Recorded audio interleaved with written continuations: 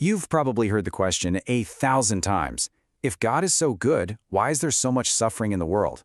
It usually gets treated like this deep, spiritual mystery. But what if it's not about faith or emotion at all?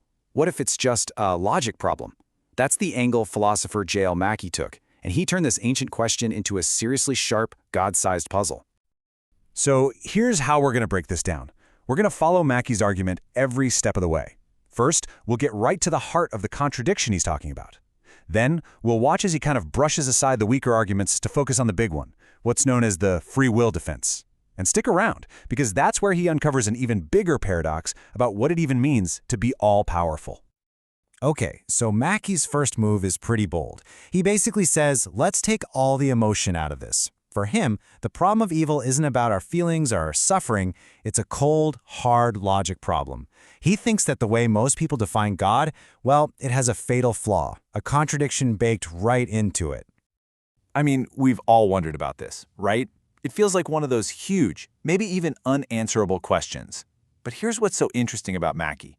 He doesn't just leave it as a vague doubt. He grabs it, sharpens it, and turns it into a precise, logical challenge that takes aim right at the foundations of theism. And here's the puzzle, laid out plain and simple. Mackie says you've got three statements that just can't all be true at the same time. 1, God is all-powerful.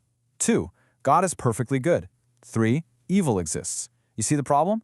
A good being would want to get rid of evil. An all-powerful being could get rid of evil. So, why is it still here? That's the logical clash, the contradiction at the heart of it all. So, if you're a believer, how do you get out of this logical trap? Well, Mackie starts by mapping out the escape routes. He draws this really clear line in the sand between what he calls adequate solutions and fallacious ones. It's like he's clearing the board of the easy moves to get to the real, high-stakes game. All right, so what's an adequate solution? According to Mackie, it's basically the rip the Band-Aid off approach. You just deny one of the core ideas. You could say, well, maybe God isn't all-powerful. Or, you know what? Evil isn't real. It's just an illusion. And hey, logically that works. The contradiction vanishes. But as Mackie points out, most religious believers aren't willing to change the definition of God that much. So he kind of sets those answers to the side. And that brings us to the main event, what Mackie is really interested in, what he calls fallacious solutions. These are the clever, complex arguments that try to have their cake and eat it too. They try to prove that you can have it all, an all-good, all-powerful God, and a world with very real evil. This, for Mackie, is the real philosophical battleground. So let's dive in. We're going to look at some of the most common explanations people give and watch as Mackie takes them apart, piece by piece. Okay, first up is a classic you've probably heard, the idea that good can't exist without evil. You know, they're like two sides of the same coin. You can't have light without dark, up without down. So the argument goes, maybe God had to allow for evil just so the concept of good could even exist.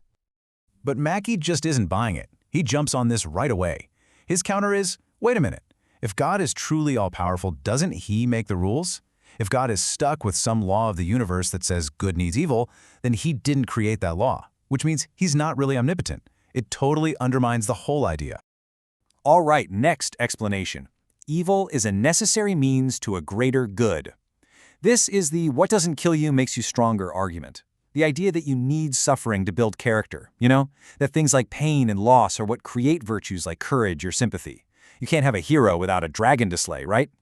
And again, Mackie spots what he thinks is a hidden limit on God's power. He says this makes God sound like a human artist who needs certain materials, in this case suffering, to create something good. But an all-powerful being shouldn't be tied to cause and effect like we are. Why couldn't God just create courageous people from the get-go? Why go through all the horrific pain first? Then there's this third idea, which is a bit more artistic. It's an aesthetic argument. Think of a painting. It needs shadows to create depth, or a symphony that uses clashing notes to build tension and make the resolution more beautiful. The suggestion is that maybe evil is like that, a necessary shadow in the grand cosmic masterpiece. But honestly, all those arguments are just the opening act. Now we get to the main event, the heavyweight champion of all explanations for evil, the free will defense. Mackie takes this one very seriously. He sees it as the most powerful argument out there, which is why he spends so much time zeroing in on what he believes is its one single fatal flaw. So the free will defense is built in layers. Think of it like this. On the first level, you have what's called first-order evil. stuff like pain and misery. Then, on the second level, you have second-order good. These are the virtues that respond to that evil, like heroism or compassion. But the top level, the most important good of all, is the third-order good, human free will, the ability to choose good over evil. And that's the absolute heart of the argument. It says that a universe where we can freely choose to do good, even with the risk that we'll choose evil, is way, way better than a universe full of perfect little robots who are just programmed to be good. Our freedom, in this view, is so valuable that it's worth all the pain and suffering that comes with it. And right here, this is Mackie's big moment, his knockout punch. He asks this one, simple but absolutely devastating question. If God is all-powerful, why were those the only two options on the table? Good robots versus free but flawed humans. Why couldn't there have been a third option? See, Mackie's point is that being free doesn't automatically mean you have to do bad things. There's no logical reason why a person couldn't be totally free, but also just happen to be the kind of person who always chooses to do the right thing. So the billion-dollar question is, why couldn't an all-powerful God have made us like that?